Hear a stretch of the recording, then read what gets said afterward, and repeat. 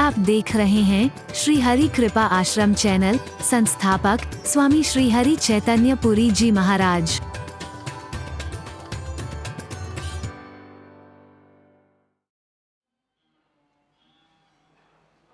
अब तुम भर दोपहरी में यूं घूर घूर करके सूर्य को देखोगे, हो सकता है तुम्हारी आंखों को नुकसान पहुंच जाए। हरि बोलना। सूर्य के प्रकाश का लाभ उठाओ, प्रकाश का जो तुम्हें अंधकार से बचा रहा है, जो तुम्हें प्रकाश दे रहा है, उजाला दे रहा है, जो ठोकरों से बचाने की जो कोशिश कर रहा है। खिड़कियां दरवाजे बंद करके, रोशनदान बंद करके अंदर पड़े रहोगे, आलसी और प्रमादी बन के, तब भी सूर्य का लाभ नहीं उठा पाओगे। वो तो आया सबकी भलाई के लिए है, लेकिन तुम्हारा भला नहीं हो पाएगा। बाहर आए भी तो आंखें बंद करके चलोगे तो भी तुम्हें सूर्य का कोई लाभ मिलने वाला नहीं है, फिर भी ठोकरें खाओगे। वरना सूर्य की सन्निधि में एक जागरूक मनुष्य होकर के जिस तरह से रहना चाहिए, चलना चाहिए, करना चाहिए, अगर ऐसा है तो वो सहसा कह उठेगा कि सूर्य सबकी भलाई के लिए ही संसार में आया, किसी की बुराई के लिए नहीं आया है संसार में। तुम्हारे साथ स्वार्थ उसकी बुराई करने को प्रेरित कर सकते हैं तुम्हें।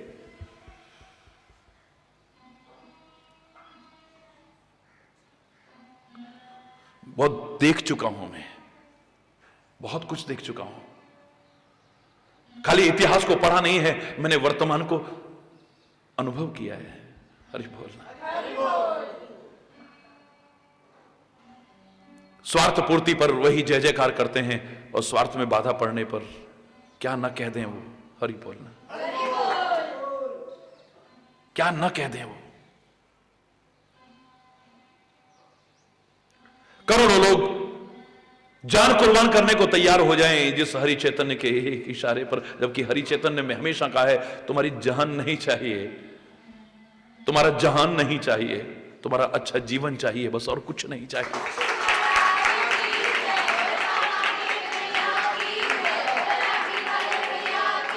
जिनके स्वार्थ में बाधा पड़े, अगर वो मेरे जान लेने वाले भी बन जाए तो कोई बहुत बड़ी बात नहीं है। हरि बोल रहा। कन्हैया के एक मुस्कान पर ही लोग कुर्बान होने को तैयार रहते थे। उसी कन्हैया को किस किस ने कब कब मारने की कोशिश नहीं की थी। कोई अघासुर बन करके मारता है, कोई बकासुर बन करके मारता है, कोई व्योमासुर बन करके मारने की कोशिश करता है, कोई मां जैसे पवित्र रिश्ते को कलंकित करते हुए पूतना बन करके जहर भरा दूध पिला करके मारने की कोशिश करती है। हरि बोलना।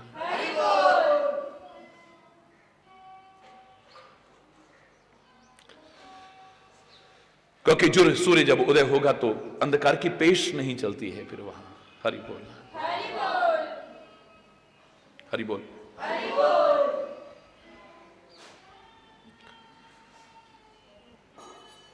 उल्लुओं की पेश नहीं चलती है। हरि बोलना। चोरों की पेश नहीं चलती है वहां। हरि बोलना।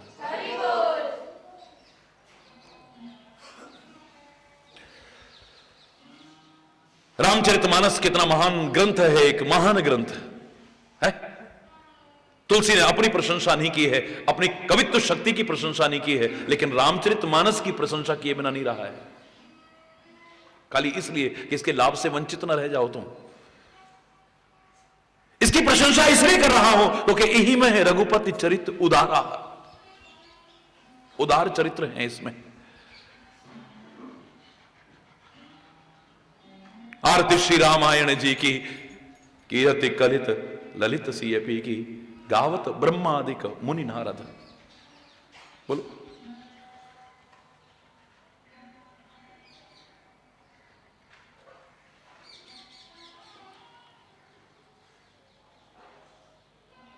वेद पुराण इन सब का रस है इसमें। छयो शास्त्र सब ग्रंथन को रस, मुनि जन धन संतन को सर्वस। हरे का नहीं, इनका सर्वस है ये। इनके लिए इससे बढ़कर के और कुछ हो भी नहीं सकता है।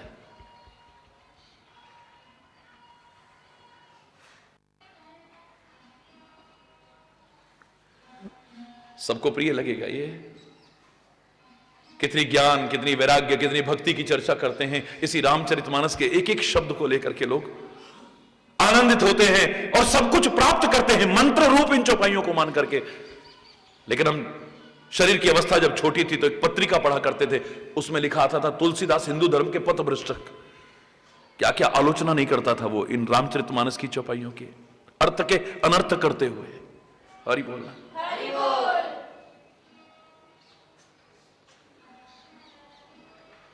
ये रामचरित्र सुनकर के भी तुलसी कहता है हर एक खुश नहीं होगा,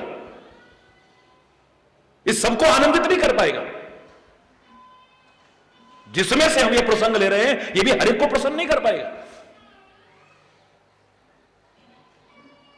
जड़ मोह ही बुद्ध होए सुखारे। जो मूर्ख लोग होंगे उनकी तो और बुद्धि भ्रमित हो जाएगी इन कथाओं को पढ़ करके।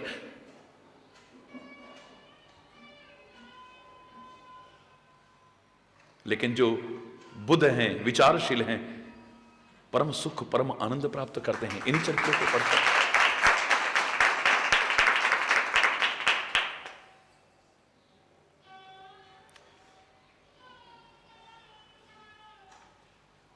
जाते हैं, जाकर के उनके मतलब की चीज जब नहीं मिलती है तो इस रामचरितमानस की वो आलोचना भी कर दें, सत्संग की भी आलोचना कर दें तो कोई बहुत बड़ी। तुलसी बालकांड में ही लिखता है, पहले लिख देता है, वो अपनी कमियां नहीं देखेंगे।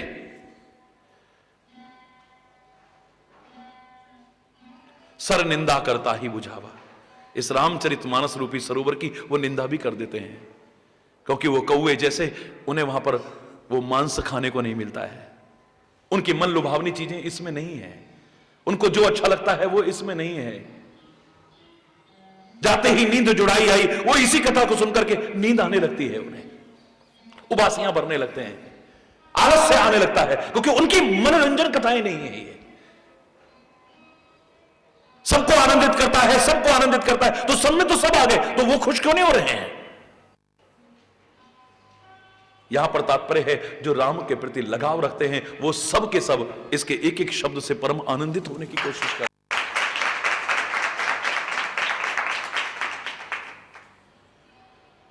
हे सम प्रिय तिनके कछु नाही, उनको इनके समान और प्रिय कुछ लगता ही नहीं है। और शब्द उन्हें अच्छा नहीं लगता है,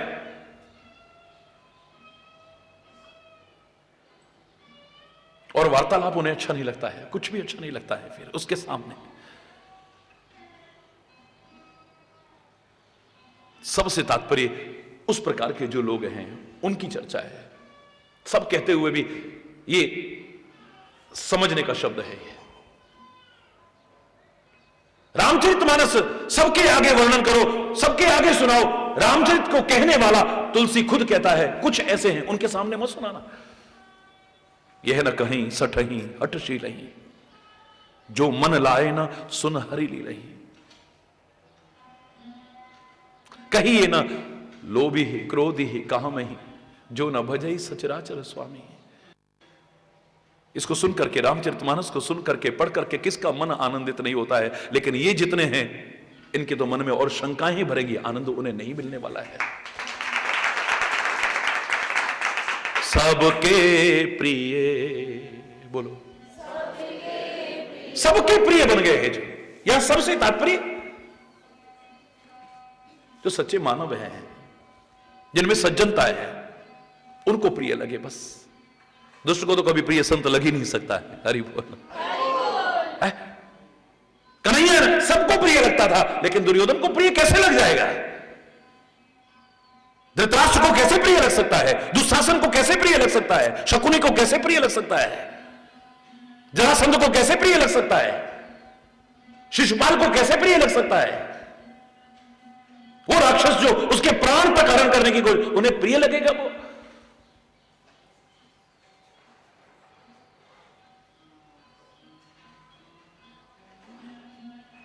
संयोग से अगर तुम्हें कोई मिल गए होते इनमें से और तुम कहते भगवान कृष्ण के हम भक्त हैं, हमें उनके बारे में कुछ बताओ ना, क्या बताते तुम्हें वो?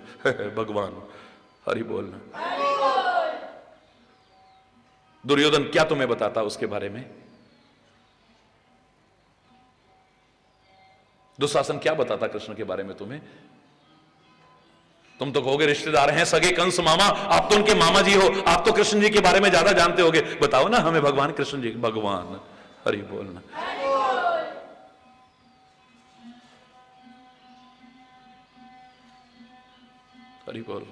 बोल। शकुनी मामा जी आप बताओ ना जरा, थोड़ा सा उनके बारे में कुछ बताओ ना। दुर्योधन तुम उनके भाई लगते हो, बताओ ना जरा। हे शिशुपाल तुम तो उनके बुआ के बेटे हो, बताओ ना कन्हैया के बारे में कुछ हमें। मुझे तो लगता है कि अगर उनकी बातें सुनते रहे तो जो थोड़ी भक्ति थी उसे भी खत्म कर बैठोगे, दूर कर बैठोगे। सबसे तात्पर्य नहीं है, सब शब्द में भी अपवाद को छोड़ना है, क्योंकि अपवाद सर्वत्र है। तुलसिया संसार में सबसे मिलिए धाय, ना जाने किस वेश में नारायण मिल जाए। अब आप कहोगे तुलसी ने कहा सबसे मिलो, तो फिर क्या भेदभाव करना? जो हो दिखे बस दौड़ दौड़ करके मिलो, पता नहीं किस वेश में कहां। अरे खाली अधूरा मत पढ़ो। A little knowledge is always dangerous, नीम हकीम खतरे जान। अधूरा ज्ञान नुकसानदायक होता है।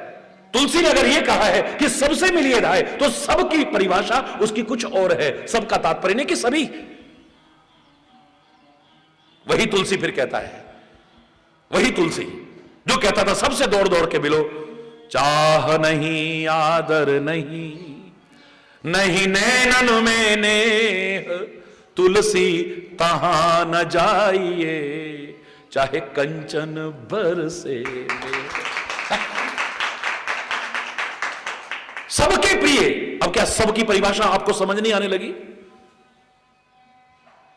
सबसे मिलिए धाय, पर कह रहा है इनसे जाकर के मत मिलो, मत जाओ उनके पास जहां तुम्हारी चाह नहीं है, तुम्हारा सम्मान नहीं है, चाह नहीं, आदर नहीं, नहीं नैनन में ने, तुम्हें देखते ही जहां आंखें छलक न उठे।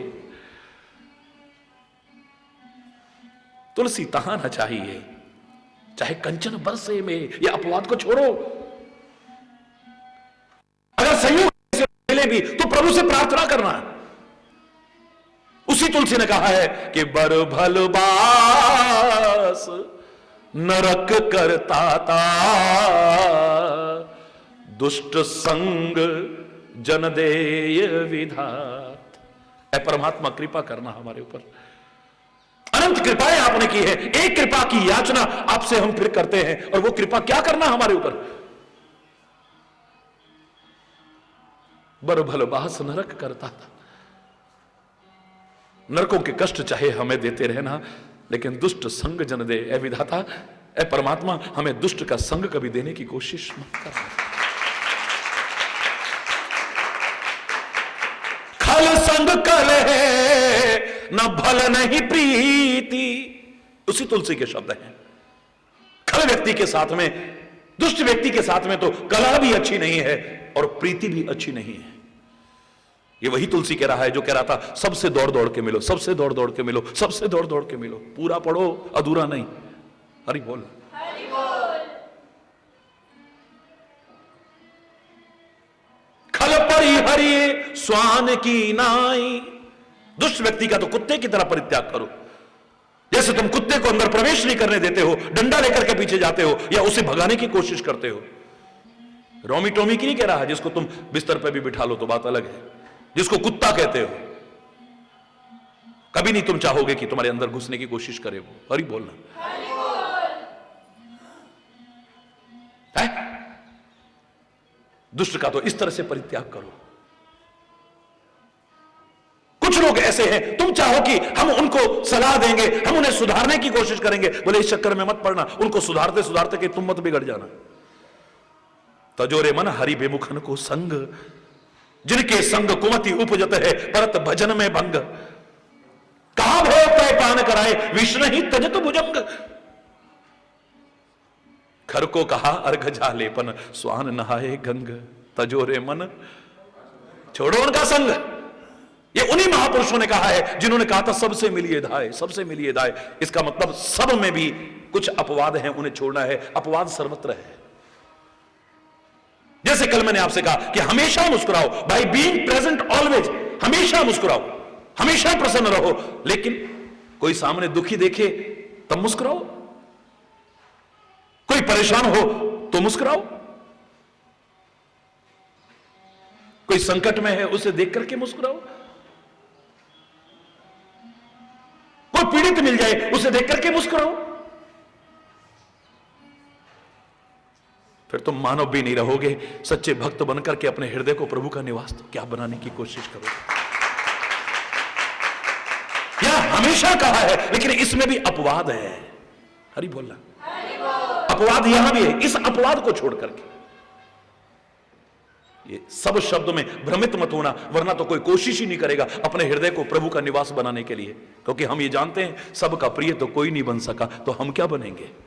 सबके प्रिय। बोलो ना, यह सबसे तात्पर्य वही है।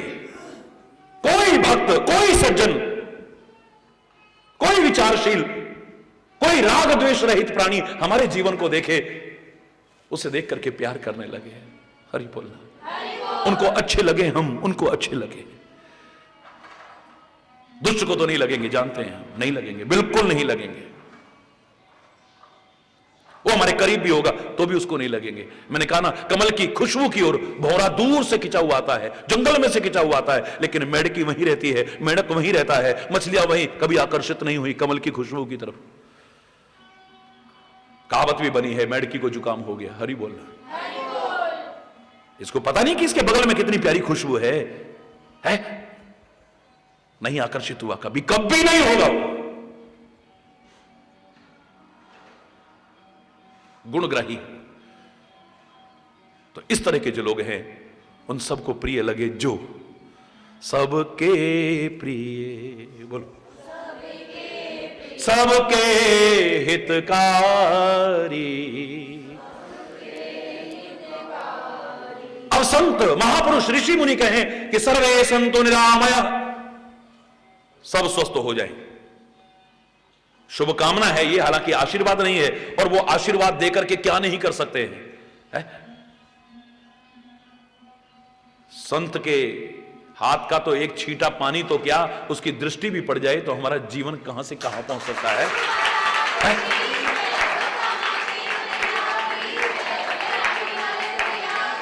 बदल देते हैं तकदीरें गुरु तो नजर सानी से, किसी शायर ने कहा था, बदल देते हैं तकदीरें गुरु तो नजर सानी से, मिटा देते हैं सारे कष्ट बस एक छींटे पानी से। तू बन जा दास सतगुरु का, वो नरकों से बचाएंगे। हरि बोलना, वरना पता तो तब चलेगा जब तेरे वारंट आए। हरि बोलना, जोर से बोलो ना, पकड़ ले ऐसी शरण, तेरा जीवन संवर जाएगा, धन्य धन्य हो जाएगा, कृतकृत्य हो जाएगा तेरा जीवन, कृतार्थ हो जाएगा तेरा जीवन, सफल हो जाएगा तेरा जीवन। अब हम कहें कि संत की दृष्टि पड़ी, सारे सुखी हो गए, सारे स्वस्थ हो गए। जितने आए थे यहां पर महाराज जी आसन करवाने लगे, अच्छी प्रेरणा देने लगे, खान पान शुद्ध करवा दें, दिनचर्या ठीक करवा दें, और सारे स्वस्थ रहने लगे।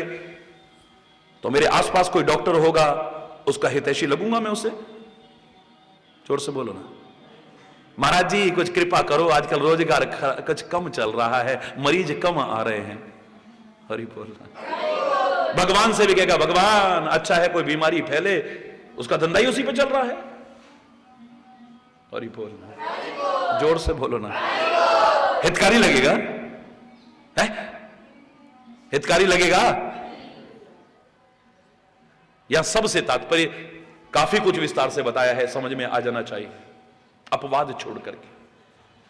वरना जो इस प्रवृत्ति के लोग हैं उनको सबके प्रिय, बोलो, सबके हितकारी। महाराज जी कहेंगे, बेटा झगड़ा मत किया करो, फसाद मत किया करो, कला कलेश मत किया करो। नहीं, मेरे पास बैठो, 2 मिनट में तुम्हारा झगड़ा निबटवाते हैं। तो फिर वकीलों का धंधा कहां से चलेगा? वकील के हितैषी हुए फिर है? जोर से बोलो ना, थाना कचहरी वालों के फिर हितैषी हुए। अधिकांश लोग जानते हैं, लाखों लाखों मुकदमे तक वापस हुए, लड़ाई झगड़े तक खत्म हुए है सत्संग की महिमा से, मेरी महिमा से नहीं, उनकी भावना के कारण। तो उनके तो हितैषी हो गए, लेकिन हरि बोल, जोर से बोलो ना, है सबके प्रिय, सबके हितकारी, सबके प्रिय, दुख सुख सरिस प्रशंसागारी, दुख सुख सरिस, जो दुख में और सुख में समान रहता है।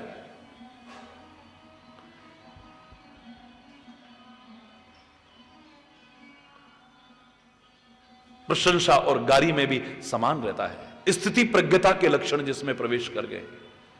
स्थिति प्रज्ञता यानी सुख दुख हानि लाभ यश अपयश अनुकूलता प्रतिकूलता हर हाल में जो समान रहता है। चित्त की स्थिति, बाहर आपको परिवर्तन लगेगा, बाहर से राम भी सीता के वियोग में रोता नजर आएगा, लेकिन अंतर की स्थिति वही चल रही है। हरि बोलना। बाहर लक्ष्मण के मूर्छित होने पर बहुत बिलखता हुआ नजर आएगा, लेकिन चित्त की स्थिति बिल्कुल समय है। हरि बोलना, जोर से बोलना। पिता का मृत्यु का समाचार सुनकर के राम व्यथित सा नजर आएगा, लेकिन अंतर की स्थिति वही है बिल्कुल। हरि बोलना। यही तो दिखाया मेरे कन्हैया ने कि योग में और वियोग में बिल्कुल समान है। सबके साथ इतना प्यार है, तब भी कन्हैया वैसा ही नजर आ रहा है। अप्रत्यक्ष रूप से तो सदैव सबके साथ है, लेकिन प्रत्यक्ष रूप से यहां से चला गया है तो फिर वापस लौट के भी नहीं आया है, तब भी वही स्थिति है, कोई फर्क नहीं है। योग में और वियोग में समान है, और गोपियों ने भी वही सिद्ध करके दिखा दिया है। वरना कितनी दूरी थी यहां से मथुरा की भी। जब मथुरा भी रहे हैं तो न कृष्ण आए हैं न गोपियां गई हैं वहां। क्यों? ये दुनिया को एक आदर्श दिखाना है। कितनी उच्च स्थिति पर पहुंच गई है। वो कहती है आईनाए दिल में है तस्वीर मेरे यार की, जब जरा गर्दन झुकाई दीदार तेरा हो गया। तो दूर है कहां मुझसे? उदो आकर के कह सकता है अरे तुम्हें भूल चुका है वो, तुम उसका नाम रट रही हो, इतना तो भगवान की आराधना करो। जो तुमसे दूर गया है और सुध भी नहीं ली, तो गोपियां यही कहेंगी कौन कहता है वह दूर है। हम तब जब गायों को देखती हैं तो वहां नजर आता है, जब कदम्ब को देखती हैं तो वहां नजर आता है, यमुना पुलिन पर देखती हैं तो वहां नजर आता है, वन में देखती हैं तो वहां नजर आता है, मटकी लेके जाती हैं तो हमें वही नजर आता है। हमें तो सर्वत्र और हर क्षण उसके अलावा कुछ नजर ही नहीं आता। वो तो हमारे रोम रोम में समा चुका है, सर्वत्र उस दृष्टि में आ रहा है। वो हमसे दूर हो कहां सकता है? क्या कह रहे हो तुम कह सकते हो, मैं नहीं। अरे बोलना। अंतर की स्थिति वही है। बाहर से रोते परसों की कह गए शाम, बाहर तुम्हें रोती नजर आएंगी बिलखती, अंदर से वो जानती हैं कि कन्हैया हमारा है। हम शायद उतना प्यार नहीं करती हैं जितना कन्हैया हमसे प्यार करता है।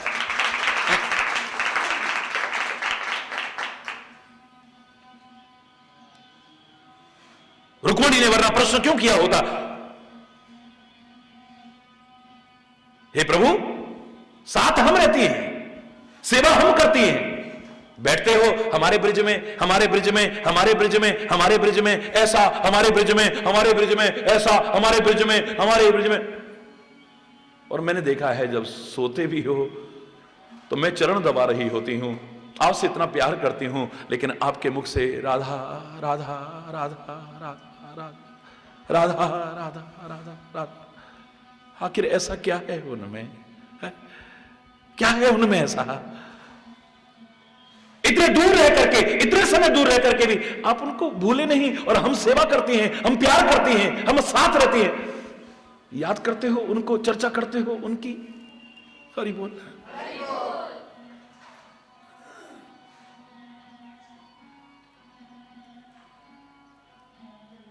और भगवान ने लीला करके दिखाया भी था। ये कथा सुनते हैं लोग कि एक दिन बात आई गई हो गई तो भगवान ने अचानक एक लीला की रोने लगे, बिलखने लगे, तड़फने लगे, क्या हुआ प्रभु, क्या हुआ प्रभु। हाहाकार मच गया सारे महलों में, सब दौड़ दौड़ करके, मेरे पेट में बहुत दर्द हो रहा है, मेरे पेट में बहुत दर्द हो रहा है, मेरे उदर में इतना शूल हो रहा है, मुझे नहीं लगता कि मैं बच पाऊंगा। क्यों घबराते हो प्रभु, दर्द ही तो है, अभी ठीक हो जाएगा, जाओ वैद्य जी को बुलाओ। वैद्य जी को बुलाया, खूब देखा, दवा दी, लेकिन दर्द होता तो ठीक होता ना, कोई फर्क नहीं पड़ा है। कोई झाड़ पूंछ वाले को बुला रहा है, कोई राज ज्योतिषी को बुला रहा है, और सब अपने अपने तरीके से उपचार कर रहे हैं। हरि बोलना। जो ममत्व तो रखते थे उनका नजर तो ना लग गई, लाला चलो राई नौन करो लाला पे। हरि बोलना। सब अपने अपने उपचार में लगे हैं, लेकिन जो जो दवा की मर्ज बढ़ता रहा। कभी इधर करवट लेते हैं, कभी इधर, पलंग से नीचे गिर गिर जाते हैं, बड़ी मुश्किल से संभालना पड़ रहा है, आंखों से छम छम आंसू बरस रहे हैं, मैं नहीं बचूंगा अब, मैं नहीं बचूंगा, मैं नहीं बचूंगा। नारद जी जा रहे थे, देखा प्रभु की लीला को, भगवान की विभूति है, इशारे में पूछा प्रभु आज ये क्या खेल हो रहा है, ये क्या खेल है। इशारे में मना किया, लीला में बाधा मत डालना। तो बिल्कुल अनजान बन के नारद जी आए, प्रभु आज तो आपका चेहरा बड़ा उदास है, क्या बात है, लगता है बहुत पीड़ा हो रही है आपको।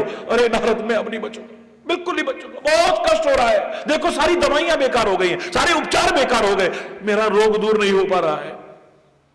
आप तो परमात्मा हैं, हे प्रभु आप ही कोई उपाय बता दो ना, आप ही कोई उपाय बता दो। भगवान बोले अगर मेरा कोई प्रेमी, मेरा कोई सच्चा भक्त, मेरा कोई चाहने वाला अपने चरणों की रज मुझे दे दे और चरणों का जल पिला दे तो मैं अभी ठीक हो जाऊंगा। लो 16,108 जो दम भरती है प्यार के, अरे जल्दी से दो भाई, कोई जल्दी से। नो नो नो नो, पति हमारे, और वो भी परमेश्वर, नरकों में जाएंगी, नरकों में तो बड़े कष्ट मिलते हैं। ना बाबा ये पाप हम नहीं करेंगे। जितने तिलकधारी थे, मालाधारी थे, जितने दंड कमंडलधारी थे, सबको बुलाया, तुम भी तो प्रभु को चाहते हो, प्रभु से प्यार करते हो, प्रभु के भक्त हो, प्रभु बड़ी कष्ट में हैं, दो ना उन्हें अपने चरणों की धूली दे दो ना थोड़ी सी, अपने चरणों का जल पिला दो ना थोड़ा सा प्रभु को अपने चरणों का जल। हाय ना ना ना ना, नरकों में जाएंगे, और नरकों में तो बड़े कष्ट मिलते हैं। लोग बोले नारद जी तुम भी तो प्रभु से प्यार करते हो ना, तुम भी तो प्रभु के प्रेमी हो, तुम भी तो प्रभु को चाहते हो, तुम दुनिया से क्यों कह रहे हो, तुम ही अपने चरणों का जल क्यों नहीं पिला। ना बाबा नरकों से तो मेरे को भी डर लगता है। हरि बोलना। भगवान बोले अब मेरे बचने की फिर कोई उम्मीद नहीं है। सारे हाथ जोड़ के प्रार्थना करने लगे, प्रभु अब आप ही कोई उपाय बता दो, हम तो प्रयास करके हार गए हैं, आपका ये कष्ट हमसे देखा नहीं जा रहा है। भगवान कहते हैं आशा की एक किरण शेष है, बस मेरे ब्रिज में चले जाओ, वहां गोपियां होंगी, ग्वाल होंगे, राधा होगी, वहां ललिता होगी, विशाखा होगी, उन सब से जाकर के कहना, अगर उन्होंने दे दिया तो शायद मेरे प्राण बच जाए। तुरंत नारद जी पहुंचे, वहां देखा कि एक वाटिका में बहुत सी गोपियां, ग्वाल बाल, श्री राधा बीच में बैठी हैं, चारों तरफ घेर के बैठे हैं, और हे कृष्ण हे कृष्ण हे कृष्ण हे कृष्ण हे केशव हे माधव हे मुकुंद हे मुरारी, क्या सचमुच तुम हमें भूल चुके हो? क्या तुम्हें हमारी कभी याद नहीं आती है? क्या तुमने कभी सोचा कि हमारी भी सुध लेनी चाहिए तुम्हें? तुम हमसे दूर क्यों हो गए हो? एक कहती है दूर कहां है, वो देखो ना, वो देखो वहां बांसुरी बजा रहा है, मेरे को दिखाई दे रहा है, वो देखो ना तुम, वो देखो कमल के वृक्ष पर वो कन्हैया वो खड़ा है सामने, वो देखो गायों के झुंड में वो दिख रहा है, अरे वो दूर कहां है हमसे? दशा देख करके नारद की भी विचित्र सी दशा हो रही है। आगे बढ़ता है, सब कहती हैं नारद जी आप यहां, प्रणाम स्वीकार करें प्रभु। हे मुनिराज कहां से बढ़ा रहे हो? बोले द्वारिका। द्वारिका से?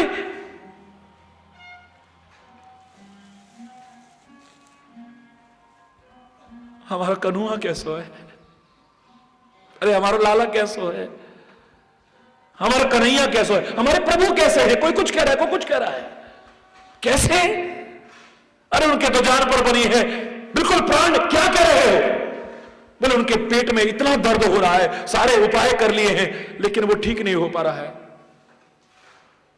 वो तो परमात्मा है, उनसे पूछते ना क्या उपचार करें। पूछा था हमने तो उन्होंने बताया नहीं, कोई बताया था अगर मेरा कोई प्रेमी, मेरा कोई चाहने वाला, मेरा कोई सच्चा भक्त मुझे अपने चरणों की धूली दे दे और चरण रज दे दे, चरण जल पिला दे, तो मैं ठीक हो सकता हूं। हमने तो सुना है द्वारिका में सभी उनसे बहुत प्यार करते हैं, बहुत प्यार करते हैं, जिनके प्रेम पाश में बंधे हुए हमें भी भूल गए। बोले कहा था सबसे, लेकिन कोई भी तैयार नहीं हुआ, क्योंकि सब कहते थे भगवान है वो, परमात्मा है वो, इन्हें अगर चरणों का जल पिलाया तो हम नरकों में जाएंगे, चरणों की धूली नहीं दी तो हम नरकों में जाएंगे और नरकों में बड़े कष्ट मिलते। नारद तुम भी तो प्रेम करते हो ना प्रभु से, तुम भी परमात्मा के भक्त हो, तो तुमने ही क्यों नहीं दे दिया? अरे बोलना, जोर से बोलो ना, तुम्हें ही क्यों नहीं दे दिया? बोले नरकों से तो मुझे भी कष्ट, डर लगता है। क्या कहा प्रभु ने? बोले प्रभु ने कहा था एक बार ब्रिज में और जाके देख लो। गोपियां कहती हैं, राधा कहती हैं, ग्वाल बाल कहते हैं, तो देर क्यों कर रहे हो? हम सारे के सारे बैठे हैं ना। कितनी चाहिए तुम्हें धूल, कितना चाहिए चरणों का जल? ले लो ना हमारा। अरे एक नरक में तो क्या, एक जन्म में तो क्या, लाखों जन्म में भी, साधारण नहीं रौरव नरकों में भी हम सड़ती रहे, लेकिन हमारे कष्ट उठाने से अगर हमारे कन्हैया को सुख मिलता हो, उन्हें आनंद मिलता हो, उनकी पीड़ा दूर होती हो, ले जाओ जितना चाहिए ले जाओ। वो तो खाली एक लीला थी, खाली एक लीला। चरण धूली इकट्ठी की है, चरणामृत तैयार किया है, लाए, चारों ओर रोते बिलखते लोग हैं, बीच में तड़पता हुआ कन्हैया है, चरण धूली पेट पर लगाई है, चरणामृत जरा सा अभी 2 बूंद ही डाला है, कन्हैया हंसता हुआ उठ करके बैठ गया है। थोड़ी देर बाद बात आई गई हो गई तो पूछा प्रभु आज ये क्या क्या खेल था ये? बोले रुक्मणी तुमने पूछा था ना, हम में और गोपियों में क्या फर्क है, हम में और ब्रजवासियों में क्या फर्क है? साथ हमारे रहते हो, सेवा हम करती हैं, प्यार हम करते हैं, और दिन में चर्चा करते हो तो ब्रज की, ब्रजवासियों की, और रात में सोते हो तो राधा राधा राधा राधा। हमारे हृदय को इतनी पीड़ा होती है, चरण हम दबा रही होती हैं और नाम उसका निकल रहा होता है। क्या फर्क है उनके और हमारे प्यार में? बोले समझ में नहीं आया तुम्हें? मैं तुम्हारे सामने तड़फ रहा हूं और तुम कहती हो अगर ऐसा किया तो नरकों में जाएंगे, हमें कष्ट मिलेंगे। एक वो हैं जो कहती हैं लाख जन्म और नरकों में हम सड़ती रहे, अपार कष्ट दुख मिलते रहे, लेकिन जिससे हम प्यार करते हैं उसका अगर कष्ट दूर हो सकता हो, इससे बड़ा हमारा सौभाग्य क्या हो सकता है? अरे बोल रहा है, जोर से बोल रहा है। एक तरफ ऐसे प्रेमी भी हैं उसके, एक तरफ ऐसे भी हैं जो उसके जान के दुश्मन बने हुए थे। हरि बोल, सबके प्रिय, सबके हितकारी, सबके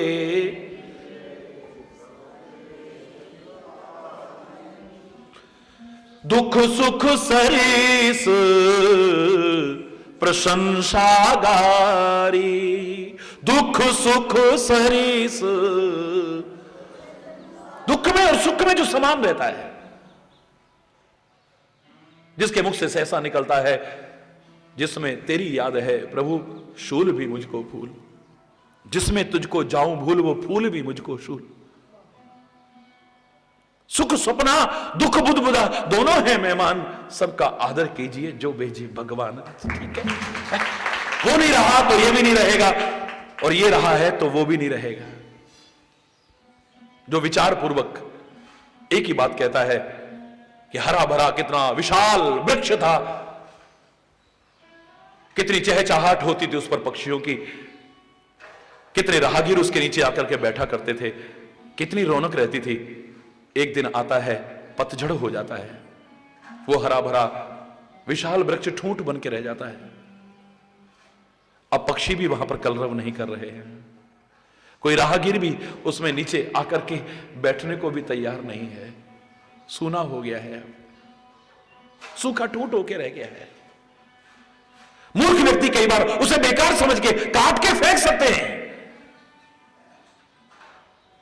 उस सूखे ठूंठ को देख करके काट के फेंक सकते हैं, लेकिन विचारशील कहता है प्रतीक्षा करो, प्रतीक्षा करो, घबराओ मत। ऋतु परिवर्तन होगा, फिर से बसंत आएगा, फिर बस अंत हो जाएगा। बसंत में इसकी नीरवता का, इसकी नीरसता का, इसके सूखेपन का सब अंत हो जाएगा। फिर से हरी हरी कोंपलें फूटने लगेंगे, ये फिर से उसी तरह से हरा भरा हो जाएगा। फिर से पक्षी आकर के यहां कलरव करेंगे, फिर से राहगीर इसके नीचे बैठ करके विश्रांति पाया करेंगे। देख कर काली निशा को ऐ भंवर मत हो निराश, बंद कलियां फिर खिलेंगी रात ढल जाने के बाद। कमल की पंखुड़ियों में अगर तू कैद हो गया है भंवरे, निराश मत हो। पहले तो तेरा लालच है जो तेरे को कैद किए हुए है। तू तो लकड़ी में छेद करने की ताकत रखता है, पर इसका लोभ संवरण नहीं कर पा रहा इस खुशबू का। फिर भी घबरा मत, ये रात्रि हमेशा नहीं रहने वाली है और कमल की पंखुड़ियां हमेशा बंद नहीं रहेंगी। प्रातः का छुटपुटा समय प्रारंभ होते ही ये कमल की पंखुड़ियां फिर खिलेंगी। तू मुक्त होगा, आजाद होगा, उठ जाना। न सुख हमेशा रहा है और न दुख हमेशा रहा है। विचारशील ये सोचता है। भगवान तक के लिए ऐसा देखा गया कि एक तरफ राज तिलक की खबर हो रही है, राज तिलक होते होते वनवास हो सकता है, लेकिन अगर कर्मठ रहे, नीति और मर्यादाओं का पालन करते रहे, तो फिर वो दिन आएगा कि हमेशा वनवास नहीं रहेगा। फिर से राम राज्य सिंहासन पर बैठेंगे, कोई संदेह नहीं। राज तिलक होते होते वनवास हुआ है, तो वनवास के बाद फिर राज तिलक भी हुआ है। हरि बोलना। सर सब जो उजड़ते हैं, लेकिन उजड़ों को भी बसता देखा है। ये समय बदलता रहता है। जो आज अकड़ कर चलते हैं, कल उनको सकुचता देखा है। खिलती हुई कलियों से कह दो, फूले न कभी वो गुलशन में। एक ऐसी हवा भी चलती है, पुरखार गुलिस्तां देखा है। जब वक्त गरीबी का देखो, कंकड़ भी महंगे मिलते हैं। जब वक्त गरीबी का देखो, कंकड़ भी महंगे मिलते हैं। जब पास में पैसा होता है, माणिक को भी सस्ता देखा है। सुन राज तिलक की खबरों को, अरमान सभी के दिल में थे। यहां कुछ बुजुर्ग बैठे हैं, उन्हें याद आ गया होगा, इस शरीर की बहुत छोटी अवस्था थी, स्कूल में पढ़ा करता था, तब इसे बोला करता था। हरि बोल।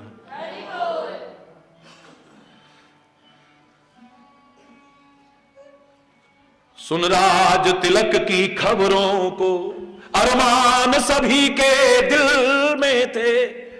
उम्मीदें भरी उन नजरों से सावन सा बरसता देखा। मेहंदी न छुटी, कंगना न खुला। मेहंदी न छुटी, कंगना न खुला। दुल्हन का न जिसने मुंह देखा, दुल्हन को बिलखता छोड़ उसे अर्थी पर कसता देखा है। वो कुछ देखा है जो बता रहा है कि एक जैसा हमें नहीं है। दुख नहीं, दुख में भूलो नहीं।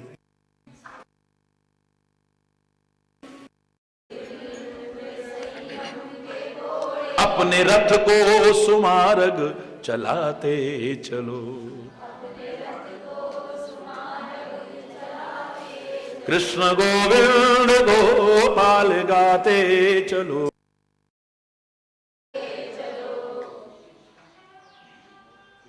काम करते रहो, नाम जपते रहो। चलो कृष्ण गोविंद गोपाल गाते। गाते चलो। सुख में फूलो नहीं, दुख में भूलो नहीं, नाम भूलो नहीं, सोते जगते नाम धन का खजाना बढ़ाते चलो। कृष्ण गोविंद गोपाल गाते चलो, कृष्ण गोविंद गोपाल गाते चलो। लोग कहते हैं भगवान आते नहीं,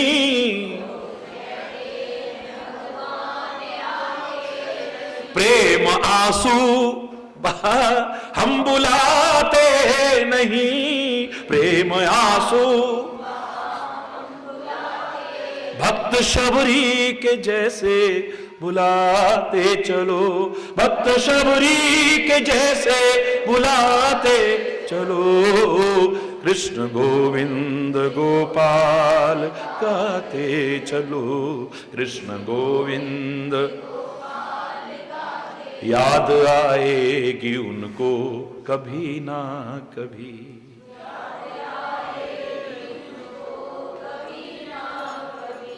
दास पाएगा उनको कभी ना कभी, दास पाएगा उनको कभी। ऐसा विश्वास मन में जमाते चलो, ऐसा विश्वास मन में जमाते चलो। कृष्ण गोविंद गोपाल गाते चलो, कृष्ण गोविंद गोपाल। यही कहता है, यही मनन करता है कि सुख में फूलो नहीं, दुख में भूलो नहीं। हो गए होंगे हमसे कोई जाने में अनजाने में, अब अगर नहीं भी किए हैं तो पहले हमसे हो गए होंगे। उनका फल तो हमें भोगना है, रो करके भी भोग सकते हैं, हंस के भी भोग सकते हैं, परमात्मा का नाम लेकर के भी भोग सकते हैं। तो मैं दावे से कह रहा हूं, पहले तो वो दुख रहेंगे नहीं, टिकेंगे नहीं, और टिक भी गए तो तुम्हें इतनी ताकत देंगे कि जिन दुखों से लोग विचलित हो जाते हैं वो अपार दुख भी तुम्हें किंचित मात्र भी विचलित नहीं कर पाएंगे।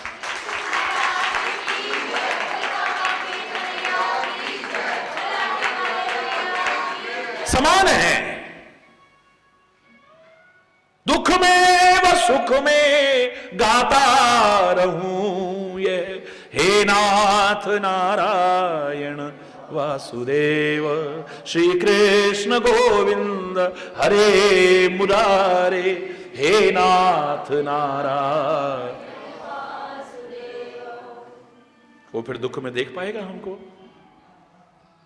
उससे हमारा प्यार रहा, ऐसा हमारा जीवन और आचरण रहा। मैं दावे से कह रहा हूं, वो परमात्मा, वो परम कृपालु परमात्मा, परम हितैषी परमात्मा, हमारा सब कुछ वो परमात्मा हमें दुख में नहीं देख पाए। हम ये ना कहें कि हमें दुख, बहुत से लोग बड़ी अधूरी परिभाषा देते हैं कि लोग जो भक्ति के मार्ग पर चलते हैं ना उन पे बड़े कष्ट आते हैं। बिल्कुल नहीं, मैं नहीं मानता। उनको हमने बड़ा दुखी देखा है, तुमने उन पर दुख देखे होंगे, लेकिन वो दुखी होते हो मैं हरगिज भी मानने को तैयार नहीं। हंसते हंसते हंसते हंसते झेलते हैं, चाहे वो अपने कर्मों के कारण हो या दूसरों को सुख पहुंचाने के लिए हो। कष्ट उठाते हैं, दुखी नहीं होते हैं। जो दुख तुम्हें दुखी कर देता है उनको दुखी नहीं कर पाता है। हरि बोल, उनके चित्त की दशा को परिवर्तित नहीं कर पाता है, समान रहती है।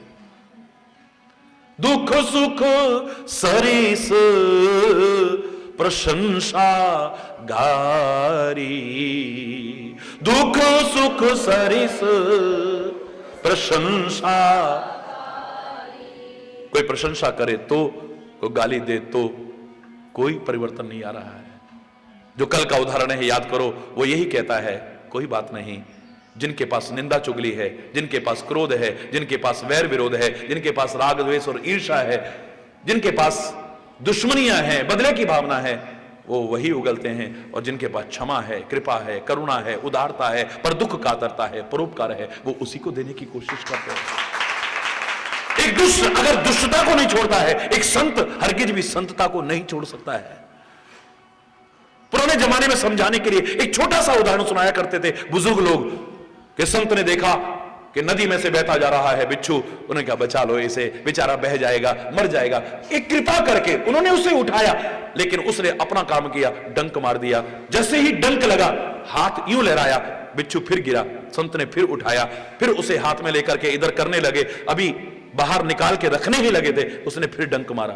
कई बार क्रिया हुई। एक व्यक्ति देख रहा था, उसने कहा बाबा लगता है तुम्हारा दिमाग खराब हो गया है, पागल हो गए हो। क्यों भैया, क्या हो गया? अरे पागल, बेवकूफ, ये बिच्छू तो डंक मारेगा मारेगा, तू उसको बार बार कोशिश कर रहा है निकालने की। बोले पागल मैं नहीं हूं, तुम समझने की कोशिश करो भाई। बिच्छू अपना काम नहीं छोड़ रहा है तो संत अपना काम कैसे छोड़ देगा? वो अपना काम नहीं छोड़ रहा है तो मेरा जो काम है मैं अपना काम कैसे छोड़ दूं? उसका मैं कितना भला करने की कोशिश कर रहा हूं, वो फिर भी मेरा हरि बोलना। उसका अपना स्वभाव है, उस स्वभाव को छोड़ रहा है, मैं अपना स्वभाव कैसे छोड़ दूं? स्वभाव किसको कहते हैं? स्व माने अपना भाव, जो अपना भाव है उसे स्वभाव कहते हैं। और मैं चैलेंज करके कहता हूं, संसार में 99.99% लोगों का कोई स्वभाव नहीं है। आप कह देते हो उसका ऐसा स्वभाव है, उसका ऐसा स्वभाव है, उसका ऐसा, मैं मानता ही नहीं। स्वभाव खाली दो लोगों का है, एक संत का स्वभाव है, एक दुष्ट का स्वभाव है, बस हरि बोलना। इसके अलावा किसी का स्वभाव ही नहीं है। जो किसी के भाव से परिवर्तित हो जाए उसे स्वभाव नहीं कहते। हमारा किसी ने सम्मान कर दिया तो हमारा स्वभाव कुछ और है, और हमारा निरादर कर दिया तो हमारा स्वभाव कुछ और है। हमारी खातिरदारी कर दी तो हमारा स्वभाव कुछ और है, और हमारी जरा सी पूछ नहीं हुई तो हमारा स्वभाव कुछ और है। हमारे मन के अनुकूल हो गया तो हमारा स्वभाव कुछ और है, और हमारे मन के अनुकूल नहीं हुआ तो स्वभाव कुछ और है। किसी ने हमारे गुण गा दिए तो स्वभाव कुछ और है, और किसी ने हमारी बुराई कर दी तो स्वभाव कुछ और है। किसी ने हमारा अच्छा कर दिया है तो स्वभाव कुछ और है, किसी ने बुरा कर दिया है या बुरा चाह लिया है तो हमारा स्वभाव कुछ और है।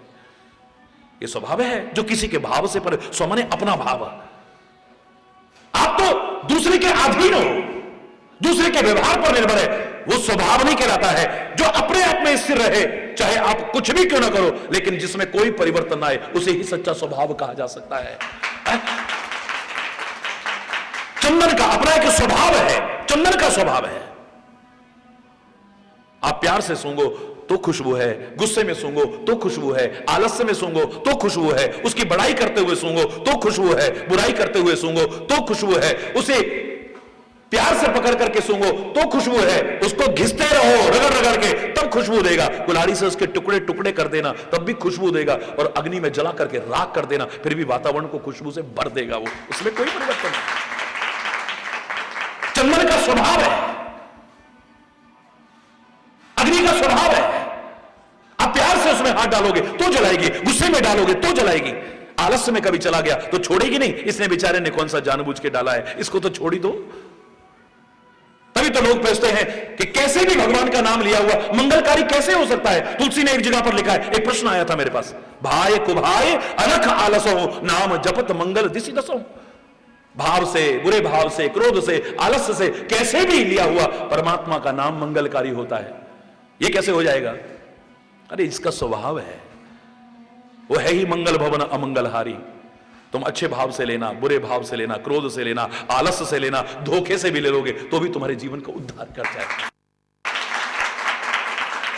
अजामिल की तरह प्रभु को नहीं, बेटे को पुकारते पुकारते भी अरे बोलो ना, गणका की तरह उस तोते को पढ़ाते जीवन का उद्धार हो जाएगा। उल्टा भी नाम ले लो तब भी उद्धार करेगा। उल्टा नाम जपते जपते जाना, हरि बोलना।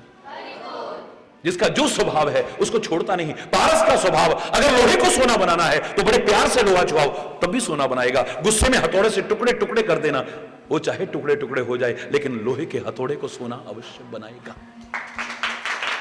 ये स्वभाव है उसका। पुष्प का अपना एक स्वभाव है, किसी भी भावना से इसे सूंघोगे खुशबू ही आएगी। हरि बोलना, जोर से बोलना। हमारे संत के स्वभाव को जब वर्णन किया है तो क्या कहा है नीति में? अंजलि स्थानी पुष्पानी वासयन्ते करद्वयम। अंजलि स्थानी पुष्पानी वासयन्ते करद्वयम। अंजलि में रखे हुए पुष्प दोनों हथेलियों को बराबर खुशबू देते हैं। क्या तात्पर्य इसका?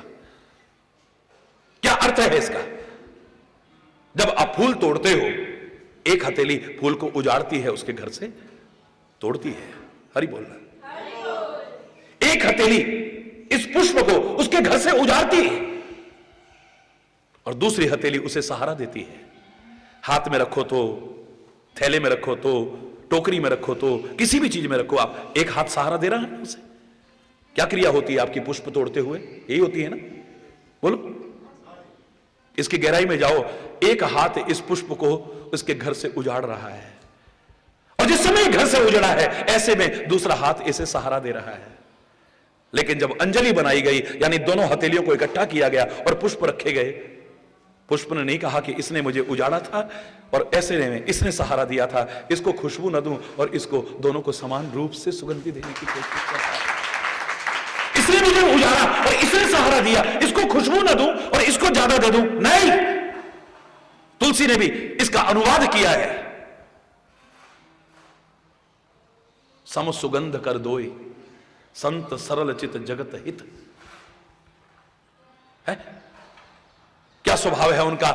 बोले, अंजलि गत शुभ सुमन जिमी सम सुगंध कर दोए। अंजलि में रखे हुए पुष्प जैसे दोनों हथेलियों को बराबर खुशबू देते हैं, ऐसा होता है संत। जो भला करे उसका भी भला चाहे, जो बुरा सोचे या बुरा करे उसका भी भला ही चाहता है, कभी बुरा नहीं चाहता है।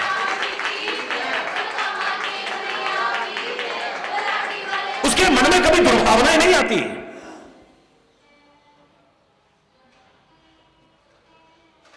दुख सुख सरिस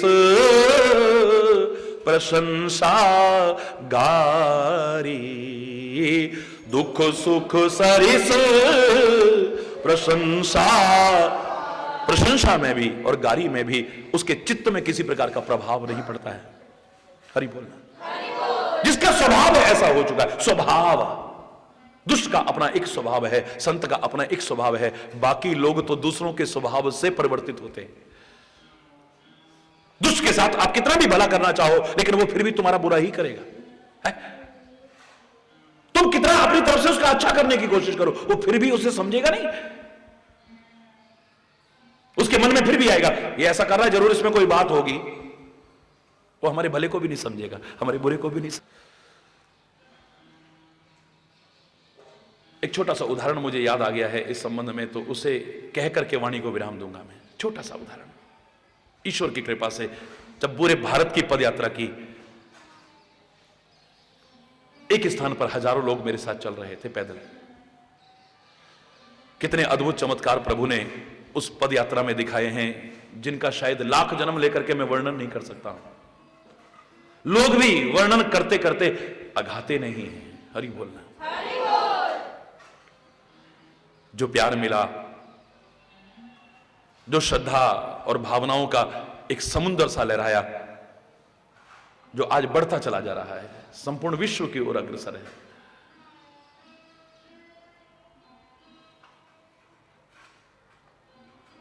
उसके बीच में चलता हुआ जब एक दिन अचानक सब कीर्तन करते हुए चल रहे थे, मगन होकर के चल रहे थे, एक पत्थर मेरी ओर आया। हरि बोल। कांटों के बीच रहने वाले लोग, कांटों से उलझे जीवन वाले लोग भी पुष्प वृष्टि करते थे। तो मैं भी प्रभु से कहता था कि धिक्कार है मेरे को अगर इनके मार्ग के कांटों को भी बुहार करके दूर न कर दूं। परमात्मा आप भी कृपा कर और जो मार्गदर्शन इन्हें दे वो अपनाए, इनको सुमति देना। परमात्मा इनको खुशियां ही खुशियां देना, सारे कांटे बुहार देना, इनके मार्ग के फूल बिछा देना। उसी में एक दिन ऐसा हुआ कि अचानक सामने से एक पत्थर आया। प्रभु की कृपा, दृष्टि पड़ी और मैंने उसे लपक लिया। पत्थर मुझे लग भी जाता तो मैं ना कहता कि प्रभु की कृपा नहीं थी, क्योंकि कृपा के महत्व को जानने वाला, कृपा के रहस्य को जानने वाला तो हर हाल में उसकी कृपा की प्रशंसा करता ही रहता है। उसके हर विधान को मंगलकारी समझ करके, अपना हित समझता हुआ निरंतर कृतज्ञता ज्ञापित करता है। जरूर इसमें भी कोई भलाई होगी, जरूर इसमें भी कोई भलाई होगी। लेकिन कृपा का एक ये भी रूप था कि वो पत्थर किसी को नहीं लगा, मुझे भी नहीं लगा, मेरे हाथ में आ गया। भक्तों ने जब दृष्टि पड़ी तो रोते हुए कीर्तन बंद कर दिया। महाराज जी किसने पत्थर? कुछ लोग भागे उधर जहां से पत्थर आया, जिस दिशा में से आया था। एक बिल्कुल पतला दुबला अस्थि पंजर सा एक बच्चा उसको खींच करके ले आए। वो रो रहा था, बिलख रहा था, गिड़गिड़ा रहा था, मुझे छोड़ दो, लेकिन वो छोड़ नहीं रहे, खींच करके ला रहे हैं। मैंने देखा, मैं आगे बढ़ा, मैंने कहा छोड़ो इसे, क्यों पकड़ रहे हो? महाराज जी यही जिसने पत्थर मारा है। तो क्या हो गया? छोड़ो इसे। महाराज जी इसे हम छोड़ेंगे नहीं। कैसी बातें कर रहे हो? संत के साथ रह करके, सत्संग को पाकर के क्या विचारधारा है तुम्हारी? छोड़ो, छोटा बच्चा है, इधर आओ बेटा। मैंने यूं ही पूछ लिया उससे, मैंने कहा बेटा ये सब लोग खाली ऐसी बातें कर रहे हैं, तो आपको किसी ने कुछ कहा या तुम्हारे मन में इस प्रकार की दुर्भावना कैसे? तुमने पत्थर क्यों मारा? मैं खाली ऐसे ही लोगों को समझाने के लिए जानना चाह रहा हूं। बच्चा आंख में आंसू भर के कहता है, महाराज जी मैं तो बहुत देर से पत्थर मार रहा था, आपका तो नाम सुना था तो मैं तो आपके दर्शन करना चाहता था। अभी कीर्तन की आवाज सुनी तो मैंने आना ही था, लेकिन आखिरी पत्थर जो मेरे हाथ में आ गया था मैंने उसे मारा, आपके लिए नहीं। ये जो जामुन का पेड़ है ना, जामुन तोड़ने के लिए मैं पत्थर मार रहा था। हमारे घर में बहुत गरीबी है महाराज जी। हमारी मां लोगों के घरों में जूठे बर्तन साफ करती है, झाड़ू पोछा करती है, फिर भी हमारे खाने लायक नहीं होता है। जैसे तैसे हमारा गुजारा चल पाता है। स्कूल में जरूर पढ़ता हूं मैं, अध्यापकों ने भी कृपा कर रखी है, मुझे किताबें फ्री मिल जाती हैं, ये ड्रेस फ्री मिल जाती है, और मेरी फीस भी लोग भर देते हैं महाराज जी। लेकिन क्या करूं, जब छुट्टी होती है ना, बच्चे कोई चॉकलेट खरीदता है, कोई टॉफी खरीदता है, कोई आइसक्रीम खरीदता है, क्योंकि उनके पास पैसे होते हैं, मेरे पास पैसे नहीं होते।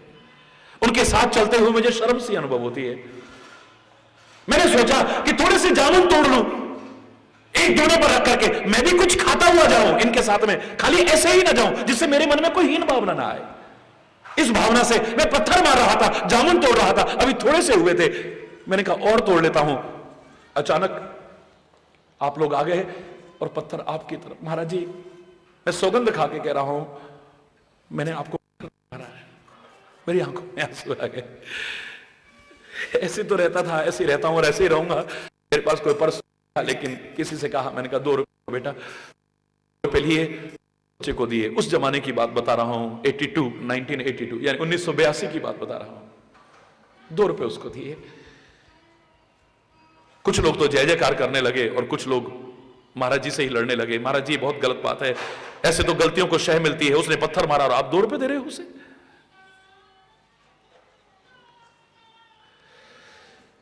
कुछ लोग दयालुता की और परोपकार की चर्चा करने लगे, आप कितने महान हैं, जो पत्थर मारा उसको भी 2 रुपये दे रहे हो। मैंने कहा बैठो यहां। मुझे जो प्रेरणा मिली थी ना जिस उदाहरण से, उस उदाहरण को याद करोगे और सुनोगे ना, तो तुम्हें महाराज जी की बोनी तारी बोलना। मैंने कहा महाराजा रणजीत सिंह का नाम सुना है आपने? पंजाब के राजा महाराजा रणजीत सिंह का नाम सुना? बहुत लोग बोले हाँ महाराज सुना है। तो मैंने कहा बचपन में मैंने एक पत्रिका पढ़ी थी, उस पत्रिका में कुछ एक उदाहरण पढ़ा मैंने। हरि बोल। उस पत्रिका में एक उदाहरण पढ़ा जो मेरे लिए एक प्रेरणादायी बन गया। हरि बोल।